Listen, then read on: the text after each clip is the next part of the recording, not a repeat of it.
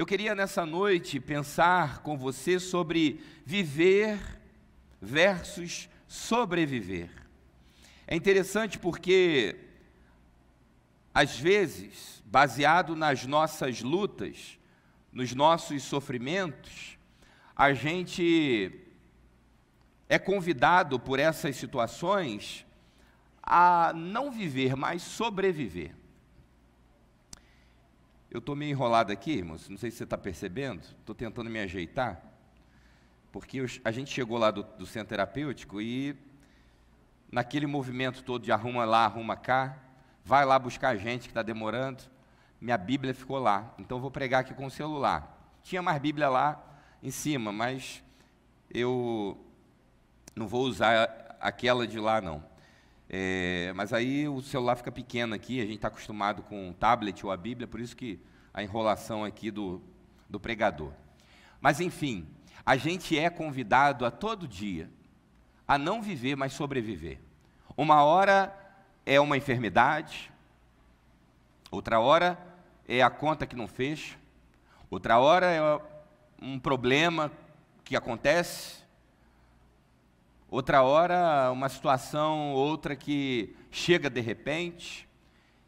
Enfim, a gente liga a televisão, é guerra em um lugar, é guerra em outro, não se fala em outra coisa e não é para se diminuir mesmo o cenário caótico que Israel nesse momento, a Palestina especialmente, a faixa de Gaza vive, diante das atrocidades que se cometem naquele lugar.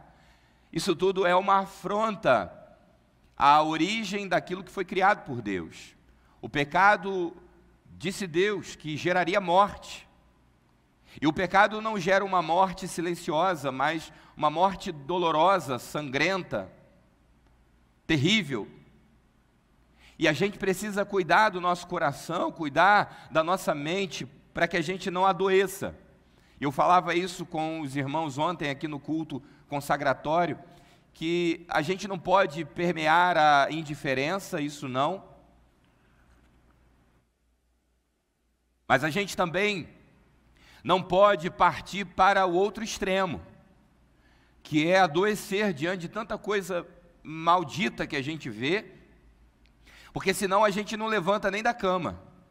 Essas coisas, elas drenam as nossas forças, elas vão consumindo a nossa esperança, e a nossa esperança não está no plano desta vida, não está no plano dessa terra. E embora a gente celebre aqui os livramentos como celebramos, e agora no acender das luzes, vida Ana ali, fiquei feliz de ver você. Raul está em casa? Está aqui no culto? Está em casa. E a gente celebra, como celebramos aqui, celebramos o alvo de missões que ainda não foi alcançado. Ele está no processo, e nós até dezembro teremos aí a oportunidade de bater, mas está perto. A gente celebra essas coisas, mas sabendo que a nossa vida, ela não está grampeada na página desse mundo, ela está escrita e está concretizada na glória do Senhor. Lá é o nosso lugar. Esse lugar que nós estamos aqui, ele deve causar, de certo modo, estranheza a nós, porque nós estamos aqui, mas não somos daqui.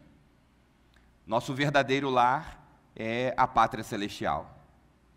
E quando lá chegarmos, vibraremos, celebraremos, e aí todas as outras coisas terão passado. E nós diremos ao Senhor: valeu a pena? Valeu a pena ser fiel até a morte e receber do Senhor a coroa da vida. E eu queria compartilhar com você o texto de João, capítulo 5, nós vamos ler a partir do verso 1, Evangelho de João, capítulo 5, a partir do verso de número 1, você pode acompanhar aí na tela.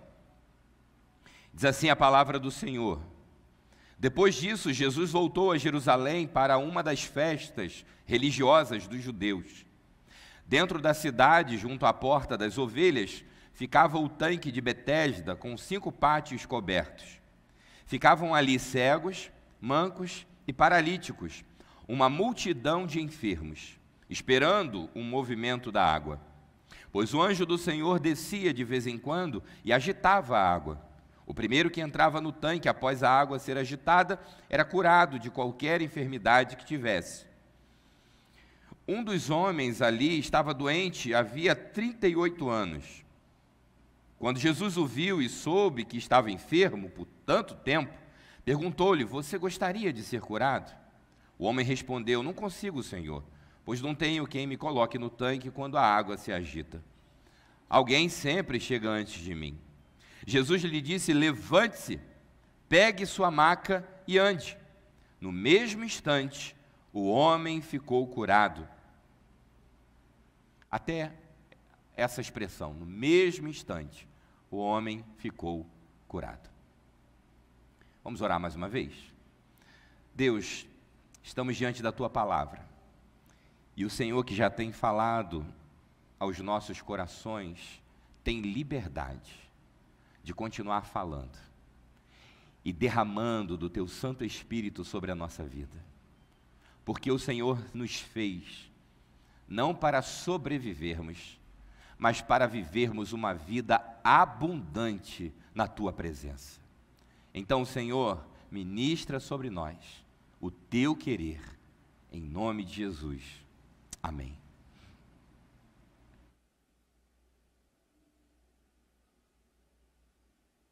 Qual tem sido as suas atitudes diante das lutas, diante dos desafios que inevitavelmente você passa? A gente poderia fazer aqui uma fila e cada um de nós teria pelo menos uma situação para listar aqui, de dificuldade que passou, de desafio que tem enfrentado. E é bem possível que, se nós dessemos oportunidade a todos de falarem exaustivamente sobre suas lutas, daria domingo que vem e a gente não teria nem a metade contemplada com o microfone na mão para falar. Muitas são as aflições. Aliás, a palavra do Senhor já disse: muitas são as aflições do justo, mas o Senhor o livra de todas elas. Muitas das vezes não nos livra de passar. Passamos. Quantas fornalhas você já entrou? Mas em todas elas o Senhor estava lá com você. Quantos leões você já enfrentou? Aliás, é até uma expressão que ficou popular: eu tenho que matar um leão por dia. Irmãos, a gente não consegue vencer nem um gatinho, quanto mais um leão. Quem já teve gato sabe. Quem tem gato sabe. Você vai tentar dar um banho no bichinho, aquilo vira um monstro. Eu me lembrava esses dias como que as coisas mudam, né, irmãos? E que bom que muda. Hoje em dia, a rede de pet shop tem sido assim exponencial na criação e nos apetrechos para os animais. Tem de tudo para o animal. E nós estamos fazendo um acompanhamento neuropsicopedagogo com a Valentina, né? Para nos ajudar nesse caminho. Ano que vem, se Deus permitir, ela vai começar o primeiro ano, aquela coisa de alfabetização. E ela, não sei a quem puxou, mas ela quer fazer 1000 coisas ao mesmo tempo. E ela abre um leque de coisas e mal termina o negócio, já está fazendo outro e tal. Deve ter puxado algum parente longe da gente. Mas, enfim, ela, nesse processo todo, a psicopedagoga disse: olha, é bom ter um bichinho. E aí, Viviane, que sempre teve muita assim, resistência a isso, não por não gostar, mas por ter receio de todo tipo de animal. Aliás, não sei porquê, mas casou-se comigo, então não deveria ter tanta resistência assim. Mas, voltando aqui, ela cedeu. E então adquirimos lá um gatinho. E eu me lembrava e dizia lá em casa, com ela, que nunca teve animal, dizia assim: as coisas mudam mesmo. Eu lá no pet shop, pastor Márcio, agora comprando areia para o gato, areia especial, tem areia com cheirinho e tudo. E na minha época era no quintal mesmo, é isso que se virasse. E para levar para vacinar, não pode levar assim, mas por que é crime levar assim? Tem que comprar a caixinha, aquela caixinha de pet. Eu lembrava que a gente levava, irmãos, num saco. Era um saco, alguém mais levou no saco aí? Levanta assim, um saco Era um saco, e a gente botava o gato ali dentro, e ele parecia que era tomado por uma legião de demônios, porque o bicho, ele batia de ponta a ponta, e a gente segurava o saco para alguém vacinar. Se fizer isso hoje, você vai preso, meu irmão. A Sociedade Protetora dos Animais te pega no meio do caminho. Você tem que carregar numa caixinha, tem que ir conversando com o gato. Filho, você vai tomar uma vacina. Filho, você vai tomar uma vacina. Vai ser bom para você. Então, as coisas mudam. A gente vai permeando, né, essas coisas na vida, e aí a gente vai passando por momentos de mudanças, mas uma coisa permanece, são as dificuldades, são as lutas que a gente tem que enfrentar, são as adversidades que batem sobre a nossa porta e que vão inevitavelmente chegando à nossa vida, e aí a questão não é o problema, mas é como a gente lida com o problema. Não são as circunstâncias adversas, mas o que a gente faz para enfrentá-las. E aí, eu toquei nesse assunto para chegar num outro, que é a vida de um pastor. E me lembrando de uma história de um pastor que não era meio louco não, era louco e meio. Porque todo pastor é um pouco louco. Eu digo isso por mim, não estou dizendo pelo pastor Márcio, pastor Marcelo, pastor Dudu que está aqui, os outros que não estão, me perdoem, estou dizendo por mim. Aliás, hoje eu ainda estava pensando no sermão, no esboço, e aí quando eu olhei para a parede lá do gabinete, eu vi lá a listagem do ramal, e adivinha qual é o meu número? O ramal do gabinete pastoral. É isso aí. É 22, não podia ser outro. Eu disse assim, isso deve ser uma premonição. 22... É até perigoso a gente falar um negócio desse hoje em tempos tão politicamente corretos, mas quem é da antiga sabe, né, que era um número classificador ali, enfim, de brincar, né, sobre isso. Mas como eu estou brincando comigo mesmo, eu acho que não tem importância não. Mas o fato é que esse pastor recebeu uma irmã no gabinete e quando ela entra à porta, ele a recebe cantando: parabéns para você nessa data querida. E enquanto ele canta, ele pega o bolinho que estava na sua mesa, acende a velinha e aquela irmã não entende nada. Ela disse: pastor, mas eu não estou fazendo aniversário? Isso aconteceu, irmãos, não é piada não. Ela diz: eu não estou fazendo aniversário nem de casamento. O pastor Edmar também está ali, está fora desse grupo, tá, pastor Edmar? Estou falando por mim. E aí ela então fica horrorizada com aquilo e o pastor diz assim: olha, a irmã não está fazendo aniversário, mas o problema da irmã está. Hoje está completando 1 ano que a irmã marca gabinete comigo e quase que toda quarta-feira, ainda bem que é quarta, porque aqui o meu é quinta, senão ia dizer ela... Então não foi aqui não, mas ele disse para ela, toda quarta-feira a irmã vem me dizer o mesmo problema há 1 ano e não faz nada para mudar. Hoje está completando o ano do seu problema, parabéns para você, partiram o bolinho. Sabe, às vezes a gente quer colher coisas diferentes, mas está plantando a mesma coisa. A gente recebe sementes novas de Deus, mas a gente leva para casa, guarda, não sei, deixa no bolso, perde na cantina. E a gente não muda as atitudes, continua a mesma coisa. E a gente quer resultado diferente. A gente quer provar fruto diferente, plantando sementes que a gente sempre plantou. E se a gente aplicasse, irmãos, pelo menos 10% do que a gente já ouviu, a nossa vida teria um upgrade espiritual maravilhoso. Quanta coisa a gente já ouviu da parte de Deus que elevaram a nossa alma, que a gente falou, é isso, eu vou fazer isso. Quantas vezes a gente já votou diante do Senhor, a gente já foi ao altar do Senhor, a gente já recebeu uma oração, mas nosso caso, eu não vou dizer que não seja oração, porque senão vai escandalizar você, porque é sempre oração, a oração ela é necessária na vida de qualquer pessoa, mas o fato é que não é, sabe, uma sessão de descapetinização, não é um congresso, não é uma ação específica, tudo isso são coisas válidas, mas o que falta para a gente, verdadeiramente, é mudar as atitudes. mediante aos problemas, porque eles estão aí. Eles vêm sobre a nossa vida, eles abatem a gente. Eles nos convidam todo dia a parar de viver e sobreviver. E eu estive recentemente pregando em algumas igrejas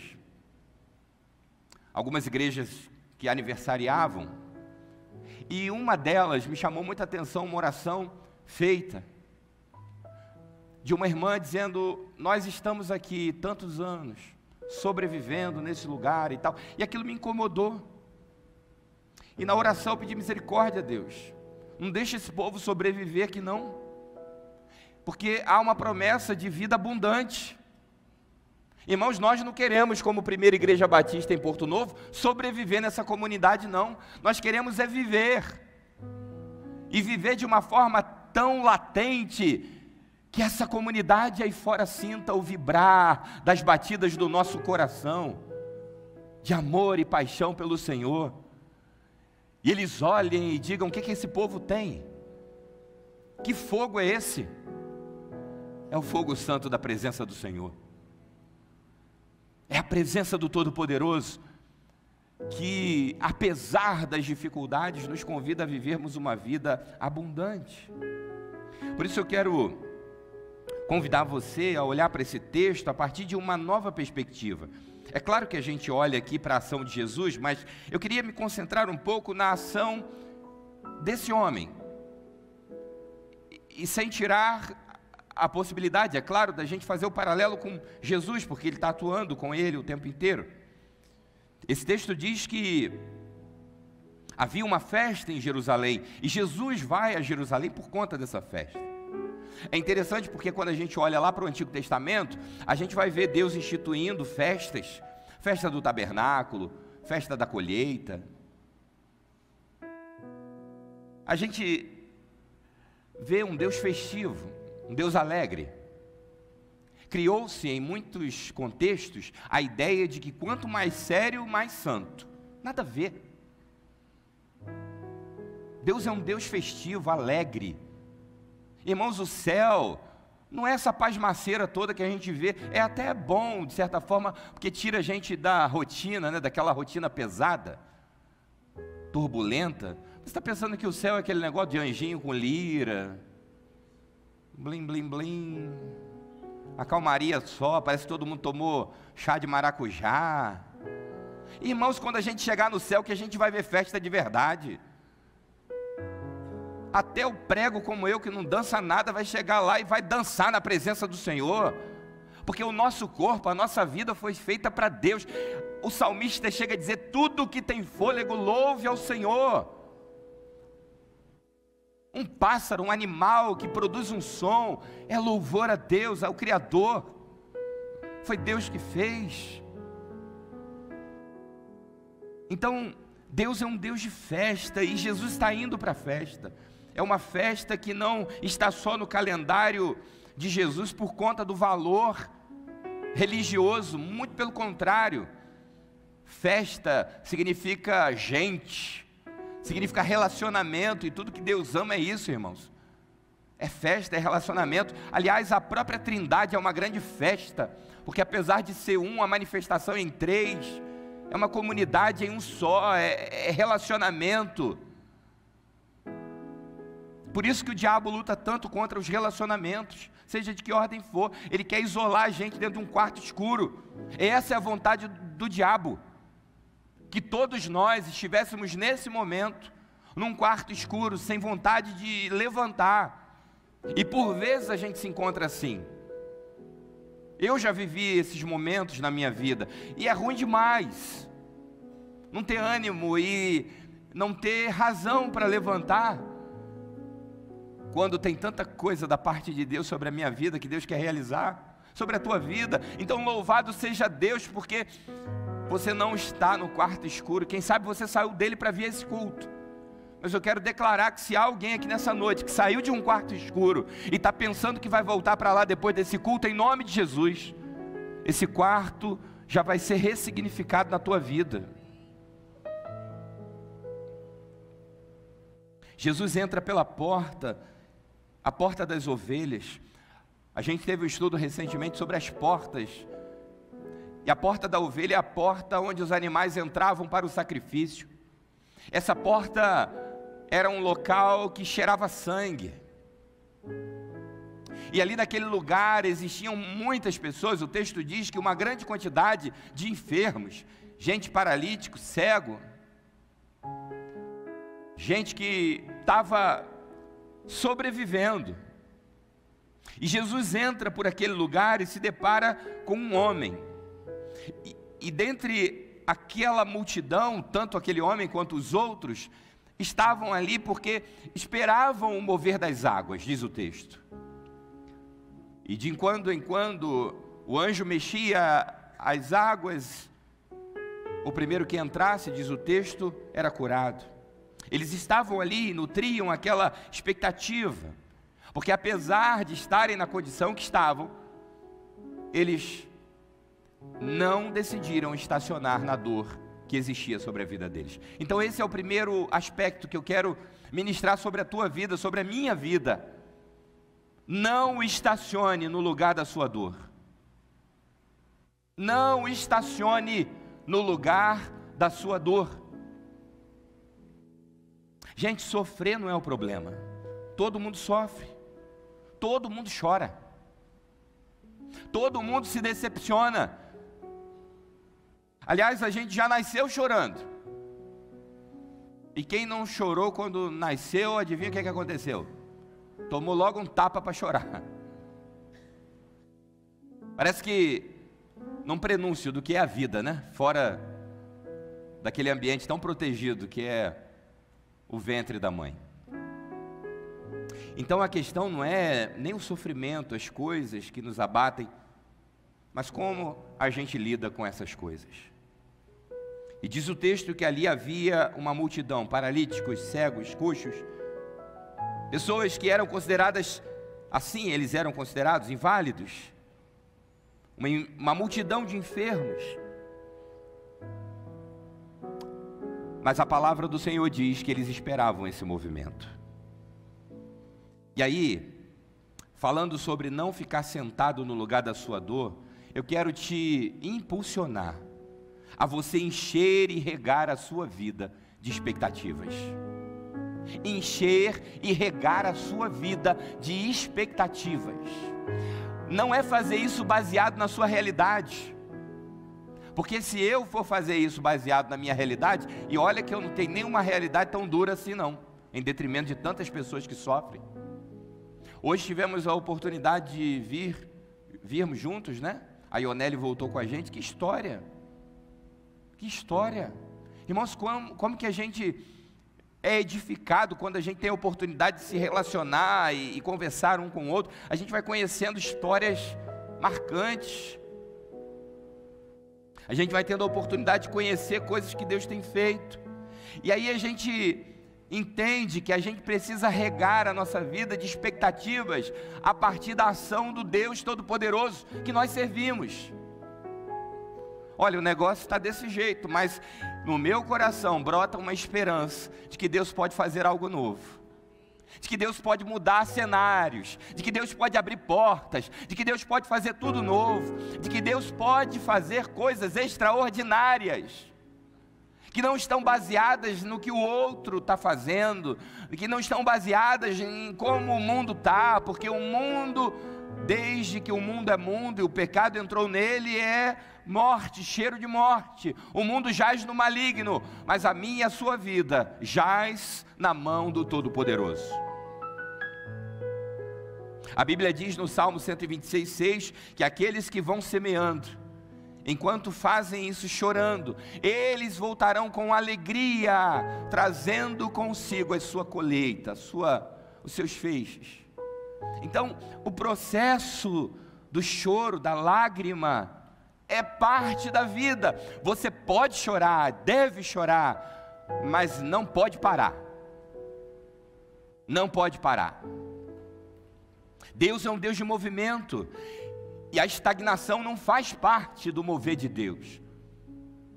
Você lembra de Moisés? diante do Mar Vermelho, o povo todo atrás, o exército de Faraó, e Moisés para, ele fica estagnado, e Deus está dizendo: por que parou, Moisés? Diga ao povo que marche. Elias vai para a caverna, fica lá na caverna quietinho. Deus vai lá e diz: olha, Elias, eu entendo a sua dor, eu sei que você está pensando tudo errado, você não está sozinho, eu estou aqui com você, tem mais 7.000 lá fora que também estão, então olha, vamos fazer um negócio? Sai dessa caverna, que ainda tem coisa para você fazer, você tem um legado a passar. Irmão, se dependesse do profeta, do grande Elias, ele não sairia daquela caverna. Deus é um Deus de movimento, a estagnação não faz parte do mover de Deus. Quem quer tirar o movimento da gente é o diabo, é ele. E Jesus chega e vê esse homem que estava ali enfermo há 38 anos, e o verso 6, Luquinhas, pode pôr aí para mim, por favor, o verso 6 desse capítulo. É interessante porque Jesus faz uma pergunta a esse homem que é curiosa. Quando Jesus o viu e soube que estava enfermo por tanto tempo, perguntou-lhe, olha o que a versão Nova Transformadora traz: você gostaria de ser curado? Em outras versões, queres ser curado? Irmãos, olha, é uma pergunta um tanto quanto, até certo ponto, parece que sem noção. Ora, o homem está ali, 38 anos, ele está esperando o movimento das águas, e Jesus chega e pergunta: você quer ser curado? Eu acho que se fosse qualquer um de nós perguntando aqui, quem estivesse do lado ia dar uma... não ia perdoar não, ia.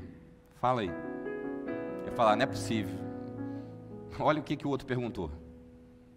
Mas como é Jesus, a gente segura a onda, né? Mas sabe por que Jesus perguntou isso, irmãos? Porque pode parecer uma pergunta sem noção, mas você sabia que a enfermidade tem suas vantagens? Que isso, pastor? É verdade que ninguém gosta de ficar doente, ninguém pede para ficar doente e ninguém quer ficar doente. Mas, irmãos, o ser humano é um bicho tão esquisito por causa do pecado, que até na enfermidade a gente encontra um lugar confortável. A gente vai fazer trabalho social na rua, e o que você encontra de gente capacitada, gente que inclusive tem para onde voltar. Uma vez, conversando com ele me disse assim: pastor, eu não quero voltar. Aqui na rua eu não tenho que dar obediência a ninguém. Eu vivo como eu quero. Se eu não quiser tomar banho, eu nem tomo, e tenho razões para isso. Eu tinha uma vida que eu tinha que estar dando obediência a um ao outro, e eu vivo aqui muito bem, então eu não quero voltar para casa. Gente que se adapta, e aí, com muito respeito, eu estou falando isso porque eu não estou dizendo que todo mundo que vive na rua está enquadrado dentro desse aspecto, mas eu estou dizendo que uma boa parcela de gente que vive numa condição tão terrível tem a possibilidade de viver de uma outra forma, mas teria de pagar um preço que não está disposto a pagar, porque lá vai encontrar alguém.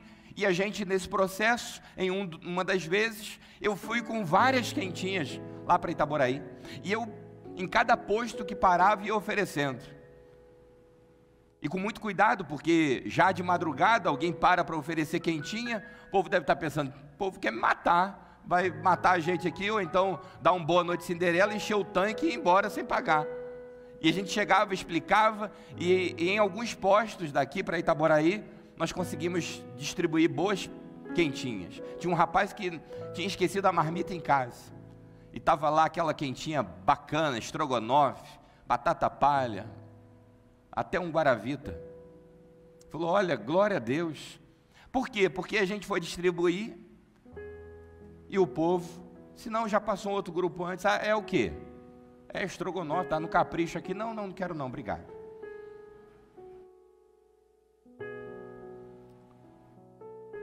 A dor, irmãos, é terrível, mas há vantagens. Há vantagens numa situação e num ambiente de enfermidade. Em 2014 eu operei uma hérnia. E eu lembro que eu estava assim, meio esquisito, com medo. Porque era uma cirurgia que já tinha sido me avisado que seria grande. Eu precisaria ficar entubado. Era uma cirurgia aberta, né, do abdômen. E foi bem grande aqui, abaixo do osso externo até após o umbigo. Precisei ficar com um dreno, sanfonado. E eu pensei, Senhor, será que chegou minha hora? Tão novo. E eu estava com 33 anos, 3 anos de ministério. Eu falei, pronto, já vi essa história antes. Vai ser até bonito para contar no meu culto fúnebre. Porque um pastor, né, foi consagrado com 30 anos, 3 anos de ministério, e chegou o tempo da sua partida. Seria bonito uma história, mas eu até fiz uma despedida, um dia antes, uma coisa que eu não poderia ter feito, mas eu disse, Viviane, eu não sei qual vai ser. E me deu uma vontade de comer uma carne de porco, e eu comi aquela carne de porco. Olha só o que eu fui comer antes de uma cirurgia. Mas graças a Deus, eu estou aqui e deu certo, né, irmãos? Não é exemplo para ninguém. Coma salada, né? Espinafre. Mas eu naquele momento comi lá aquela carne de porco no forno e tal. Disse, pronto, agora estou nas mãos do Senhor. E aí fui lá e voltei para casa todo estrupiado. Eu, quando abri os olhos, olhei para minha barriga e disse, meu Deus. Primeira coisa, porque eu pensei, eles poderiam ter aproveitado, já que abriram a barriga toda, deixado ali um abdômen um pouco mais digno, já trincado, e barriga distendida, aquele curativo imenso, um dreno pendurado, e eu fui para casa com aquilo. Primeiro banho, irmãos, uma loucura, e a cama lá na sala, e Viviane ficou ali naqueles cuidados todos, e ela foi a minha governanta durante aquele processo. E o médico disse, olha, você vai ficar 15 dias, a princípio, deitado, e depois um pouco mais para recuperar. Está aqui o atestado. E aí eu fui para casa e vivendo aquele momento, mas sabe de uma coisa? Eu estava liberado lá, os irmãos da igreja, olha, ninguém liga para o pastor, ele não pode se aborrecer. Em casa, eu olhava a minha esposa e ela pegando as coisas para mim. Chegava na porta, meu amor, o que você quer comer hoje? Quais opções, meu amor? Ela dizia, olha, tem carne, tem frango, tem isso, hoje eu vou querer carne, amor. E de suco, o que tem para beber? As opções. E aí, eu fui ali, uma televisão só para mim. Ninguém perturbando. Eu disse, olha, nessa toada eu vou uns 21 dias tranquilo. A gente consegue encontrar um lugar de zona de conforto até na dor. Jesus pergunta a esse homem, porque tinha um preço a pagar. Tem um preço a pagar quando a gente quer ser curado. A gente tem que sair do lugar da prostração. A gente tem que parar de contar história triste. A gente tem que ganhar o pão de cada dia. A gente tem que enfrentar o problema de frente. E parar de se lamentar, lamuriar e dizer, olha, eu sou um pobre coitado, a vida fez isso comigo, eu estou aqui, esse é o lugar da minha esmola, é o lugar onde eu ganho a vida. Não, aquele homem agora não teria mais condições de ficar ali naquele lugar, de receber uma esmolinha, de receber um prato de comida. Ele precisaria, a partir daquele momento, arrumar um trabalho, capinar um lote, fazer alguma coisa para alguém. Custa um preço ser curado. Tem gente que está vivendo no lugar da dor anos e anos. Talvez como esse homem, não há 38 anos, talvez menos, mais. Mas é terrível como às vezes o lugar da dor, por mais que nos machuque, tem a condição de nos deixar confortáveis. Não, me deixa aqui no cantinho. deixa aqui, não mexe comigo não, está doendo, mas eu vou ficar aqui. Quanta gente está vivendo assim? E se você for falar para a pessoa o que eu acabei de dizer, e é possível que aqui entre nós tenha alguém que já tenha dito, é ruim, hein? Ih, que negócio de dor, é coisa que eu encontro lugar. A gente encontra, irmãos. A gente encontra um lugar de refúgio no ambiente da enfermidade, e se a gente não tiver disposição em Deus, a gente fica naquele lugar até a morte. Não fosse Jesus passar por aquele lugar, aquele homem teria morrido ali. Pode estar confortável, pode estar suave, mas se não é o lugar que Deus preparou para você estar, saia dele e vá para o lugar onde Deus projetou para a tua vida. Deixa eu fazer uma pergunta para você e você responde para si mesmo. De 0 a 10, uma escala de 0 a 10, onde você está diante do que Deus projetou para a tua vida? Quem sabe, assim como aquele homem, você está num lugar de prostração. E talvez você pense, olha, esse lugar é o meu lugar, esse lugar já tem o meu jeitinho, essa maca já tem até a curvatura das minhas costas. Eu tenho certeza, irmãos, que apesar de ser maravilhoso o texto, o milagre do Senhor, não era esse o plano de Deus para a vida daquele homem. Não era que ele passasse 38 anos da vida dele ali naquele lugar. Você quer ser curado? Está disposto a pagar o preço da cura? Segundo lugar, não desperdice as oportunidades que Deus te dá. Não desperdice. Deus está te dando oportunidades nesse tempo. E o que você tem feito com elas? Como eu falei, você vibra com uma palavra que Deus te dá. Você sente um elevo espiritual por aquilo que Deus revelou ao teu coração, mas daqui a pouco você começa a ver-se numa condição de estar no mesmo lugar, porque as oportunidades que Deus tem dado, de alguma forma, têm sido anuladas.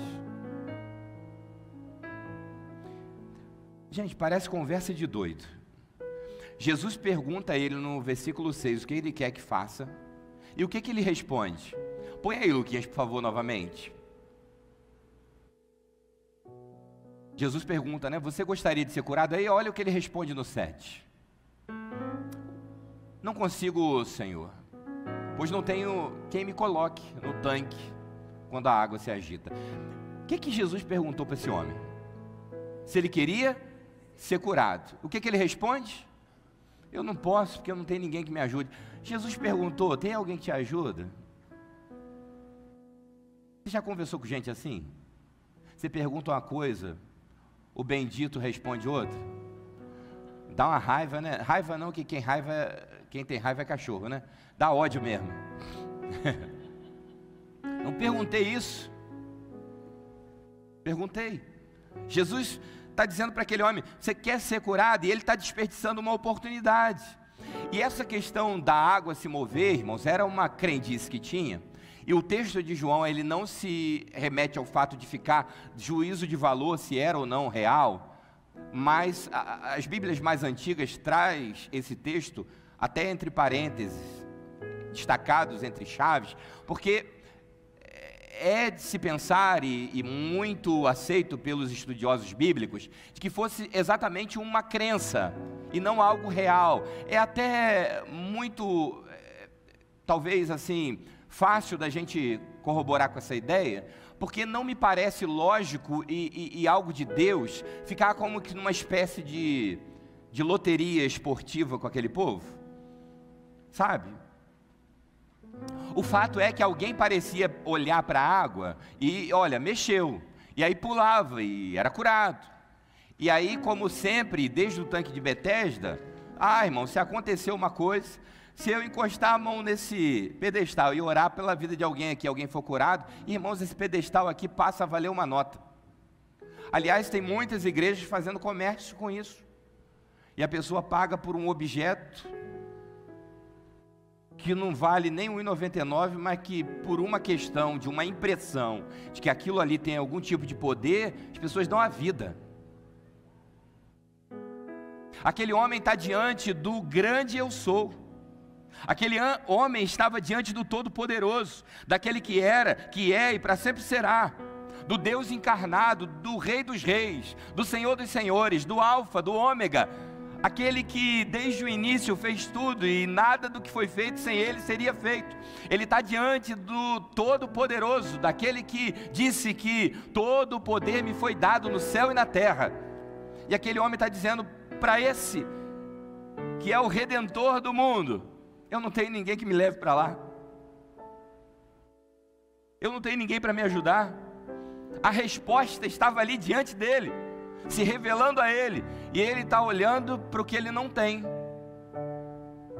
Quem sabe você está nesse momento olhando para o que você não tem, e está deixando de olhar para o que você tem. Você tem o Todo-Poderoso ao teu lado, você tem o Senhor dos Senhores que está diante de você, dizendo: o que queres que eu te faça?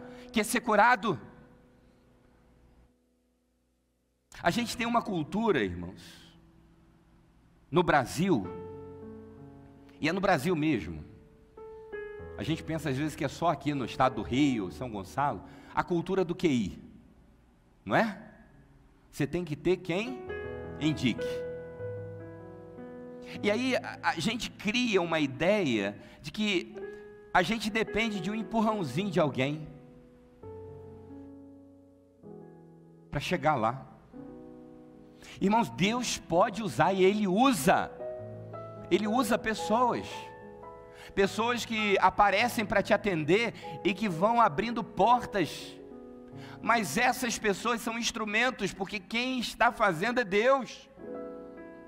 A gente não depende de um empurrãozinho de alguém para nos colocar aqui ou lá, porque quem tem poder para pôr a nossa vida aqui ou ali continua sendo Jesus Cristo.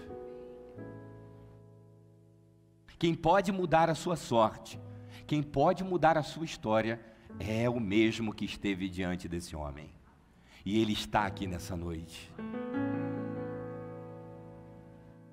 Em terceiro e último lugar, a ação sobrenatural de Deus, ela converge com o posicionamento nosso. A ação sobrenatural de Deus converge com uma ação, um posicionamento que é nosso. Eu queria encerrar lendo o verso 8 e 9 mais uma vez, porque enquanto esse homem está dizendo ali para Jesus: Jesus, eu até queria, mas eu não posso ser curado, porque eu não tenho ninguém para me levar. Parece que Jesus está meio sem paciência. A impressão da narrativa do texto, porque Jesus dá um corte, sabe? Aquele Tramontina, corte rápido. Jesus não pondera com aquele homem, Jesus é direto. Parece que Jesus passa por cima do que ele está falando e diz assim: levante-se, pegue a sua maca e ande. E aí o verso de número 9 começa dizendo que no mesmo instante o homem ficou curado. Ele está dizendo: Senhor, eu não posso, porque eu não tenho ninguém para me levar. Jesus diz assim, ó: levanta, pega a sua maca e anda. O povo estava ali olhando ali, ó, a água, e quem sabe aquele homem conversando com Jesus e com um olho em Jesus e outro na água, né? Eu não tenho ninguém para me levar. E Jesus está ali, e Ele manda aquele homem levantar-se. Se fosse a gente, irmãos, ainda mais com a influência desse momento que a gente vive social, a gente ia dizer assim: calma aí, coitadinho. Ia pegar aquele homem com todo cuidado. Jesus é direto e diz: olha, homem, levanta. A começar daquele momento, né, aliás, a zona de conforto acabou. Levanta, pega essa cama. Você é trazido aqui todos os dias, que aquele homem não viveu ali 38 anos, ele estava ali há 38 anos, mas ele ia para casa certamente, comia em casa, fazia suas necessidades, tomava banho. Imagina, 38 anos ali sem comer, sem beber, ou mesmo que comesse ali e fizesse as coisas ali, ia estar comido por urubu. Ele ia em casa, voltava, de alguma forma alguém levava. Agora, meu filho, faz o seguinte, você quer ser curado? Eu não tenho ninguém. E aí eu não vou ficar fazendo conjecturas aqui, porque eu creio que esse homem queria ser curado. Se ele não quisesse, ele reclamava depois que Jesus, o texto deixava a reclamação ali. Não teve procura do Procon, nada, ele pegou a cama e foi embora. Milagre do Senhor. Mas ele tem que levar a cama, a começar disso. E às vezes a gente não quer levar a cama, a gente quer que os outros continuem levando para a gente. A gente não quer pagar o preço da cura. E a gente não quer participar do movimento. Eu até queria, né, Senhor? Só me jogar lá dentro, quem sabe? Jesus diz, olha, levanta, homem, pega a tua cama e vai embora. E o texto é direto também dizendo que no mesmo instante aquele homem ficou curado. Passa por um movimento nosso. O que é que você está esperando da parte de Deus? Que você ainda não pegou a sua cama, levantou, porque você está diante do Todo-Poderoso, daquele que ordena sobre a morte e sobre a vida, daquele que já disse para você, espiritualmente, pega a tua cama, levanta e anda, o lugar da tua prostração acabou. A partir do momento que eu chego na tua vida, não é sobrevivência, é vida abundante, mas isso custa. A gente precisa pegar nossas camas, irmãos, e andar. Levanta, anda, porque o sobrenatural de Deus acontece, mas converge com uma atitude que é nossa. Jesus não manda anjo levantar aquele homem, até ficaria bonito, pensa bem. Ele diz isso ao diabo lá no deserto, citando o Salmo e contra-atacando uma proposta de Satanás, dizendo, pula daqui do alto, do pináculo do templo. E não está escrito que os seus anjos a eles darão ordem, eles te pegariam ali? Jesus vai dizer, certamente está escrito, mas também está escrito que não tentarás o vosso Pai, o vosso Deus. O fato é que Jesus poderia ter mandado, anjos, desçam, olha aí, ia ficar um negócio bonito, plasticamente bonito. Jesus não tem essas firulas, irmãos. Jesus não tem esses chiliques de espetaculosos movimentos. Jesus diz, olha rapaz, pega a tua cama, vamos embora. Quem sabe ainda hoje, arruma um negócio para você fazer, porque o almoço foi garantido, mas a janta, tu vai ter que lutar por ela agora. Custa caro, irmãos, custa algo. A gente tem que sair da zona de conforto, a gente tem que sair do movimento de receber e passar agora a não mais contar uma história triste, porque se tem uma coisa que o diabo adora plantar na gente é cara de cachorro que caiu da mudança. Olha, aconteceu isso comigo. E aqui, meus irmãos, mais uma vez, sem desrespeitar a história de ninguém, tem histórias que a gente ouve e não contém as lágrimas, porque são histórias marcantes, tristes. Mas Jesus é uma nova história, e Ele suplanta qualquer maldita história que já foi implantada na nossa vida. Ele nos dá uma nova e preciosa vida, uma vida diferente, uma vida renovada, uma vida ressignificada. As marcas que o diabo tentou imprimir em nós, Ele retira e dá marcas novas, marcas santas. Como fez com o filho pródigo que chega surrado, podre, sujo, fedorento, e ele transforma aquele homem de novo num príncipe. Te dei anel, vestes novas, sandálias. Você é meu filho, estava perdido, mas agora foi achado. Irmãos, nós estávamos perdidos, fétidos, um trapo, mas Deus nos tirou daquele lugar de imundícia e nos deu uma nova vida. Um ser humano adulto só vive um abuso ou permite uma experiência de vida abusiva se tiver alguma vantagem, mesmo que consciente ou inconscientemente, direta ou indiretamente, recebendo alguma vantagem. É triste isso. Você já viu, já soube de histórias em que pessoas vivem numa condição de abuso e de alguma forma, mesmo que verbalizando um discurso piedoso, a atitude é de aceitação àquele termo, porque em contrapartida está recebendo alguma coisa. em troca. Jesus não quer isso para a gente, não. Jesus morreu na cruz para que a gente tivesse vida abundante, porque a nossa vida está nas mãos do Senhor. Porque a gente não pode sentar no lugar da nossa dor e fazer dela uma morada. A gente precisa nutrir expectativas novas. Olha, aconteceu isso comigo, mas eu estou na expectativa do que Deus há de fazer, do que Ele já tem feito, e talvez eu não tenha percebido ainda. E eu quero celebrar ao nome do Senhor, porque está prometido que Ele converteria o nosso pranto em riso, que Ele tiraria dos nossos lábios o choro e poria em nossos lábios um cântico de vitória. A gente não pode sentar no lugar da nossa dor e estacionar. A gente precisa ter uma atitude de desprendimento e não desperdiçar as oportunidades que Ele tem nos dado. E essa é mais uma oportunidade de Deus, para em nome de Jesus, você vencer essa condição, que a tua vida, que as tuas marcas, que os traumas que você viveu, te levaram para esse lugar. Não é negar isso não, irmãos, é ressignificar em Deus.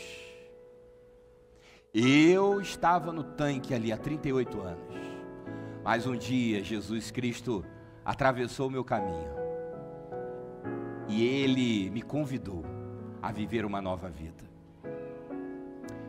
A gente não pode desperdiçar as oportunidades, e a gente precisa tomar a atitude que só a gente pode tomar. Às vezes a gente fica olhando para pessoas na caminhada, e a gente fica assim querendo tomar atitudes pela pessoa. Aquilo angustia a gente. A gente vê, puxa vida, a pessoa tem um potencial, a pessoa tem sabe? Isso custa, irmãos. Você pensa que, apesar da alegria que eu sinto no ministério pastoral, se fosse por escolher, hoje eu não tenho crise quanto a isso não. Eu amo ser pastor e seria de novo se a mim fosse dado a experiência de voltar no tempo e ter que refazer a caminhada. Eu tenho prazer nisso, mas também não escondo a realidade, que é difícil. A gente, por conta do ministério, passa por coisas que, se não tivesse, não passaria. E aí eu poderia, sabe, ficar lá no lugar da minha zona de conforto. Não, mas eu não tenho condições para isso. A gente começa a se envolver, e não precisa ser pastor, quem está no ministério sabe, tudo que você vai fazer para Deus, olha, é um desafio. Você vai se aborrecer, é lindo, é maravilhoso. A gente cultua o Senhor, esse templo ornamentado, os instrumentos, a música, a pregação, a cantina, o lanche bacana, as pessoas sorridentes na porta, tudo maravilhoso, está limpo, o ambiente refrigerado, o negócio é maravilhoso. Mas para isso tudo funcionar, irmãos, é um pega pra capar só. Em que sentido? Não é que as pessoas estão brigando nos bastidores, não é isso não. Mas, irmãos, é desgaste, é aborrecimento, é a projeção de que você sai da zona de conforto, você se coloca num lugar para tomar tapa, para tomar pedrada, para dar um pouco mais. Então custa, claro que custa, ser curado, viver os planos de Deus, sair da zona de conforto, mesmo que na dor, para viver uma vida em Cristo, uma vida abundante, de tudo que Deus tem para nós. Mas aquele que chama é aquele que acompanha, é aquele que guarda, é aquele que sara as feridas, é aquele que ampara, é aquele que renova, é aquele que diz, não uma vez, mas muitas vezes, levanta, anda. E talvez hoje, no coração de alguém aqui entre nós, essa frase ganhe sentido, do cuidado de Deus, dizendo mais uma vez para você, levanta, anda, pega a tua cama. Eu sei, é pesada, né? E essa cama aí, é feita com madeira de carvalho. Naquele dia, talvez, se aquele homem soubesse, tinha dito para os colegas que levaram, né? Possivelmente alguém levou. Leva só o colchão. Vão comigo, vai voltar, vai ser mais fácil. Aquele homem teve que pegar aquela cama, não sei se pedindo ajuda, teve que se virar. Jesus disse, pega e vai, leva. Jesus não disse naquele momento, né? Vamos. Ele disse, vai. Vai. Eu estou contigo, mas carregar a cama, tu mesmo. É tu. Já estou carregando a tua cruz. Já peguei no meu lugar, o teu lugar. Eu não sei o que você precisa pegar e levantar, mas você sabe. E a tua responsabilidade, meu irmão, minha irmã, meu amigo, minha amiga, é a partir de agora, você sair desse lugar e pegar a tua cama e trilhar uma nova vida. Se você está sobrevivendo até hoje, em nome de Jesus, que você passe a viver, porque não foi para sobreviver que Deus te fez, foi para você ter uma vida abundante na presença dEle. E em nome de Jesus, cada um de nós, ao sair por aquela porta, espiritualmente falando, estaremos carregando a nossa cama, dizendo, bendito é o nome do Senhor, que me tirou do lugar da prostração e me colocou de pé de novo. Louvado seja o nome do Senhor. Vamos louvar a Deus?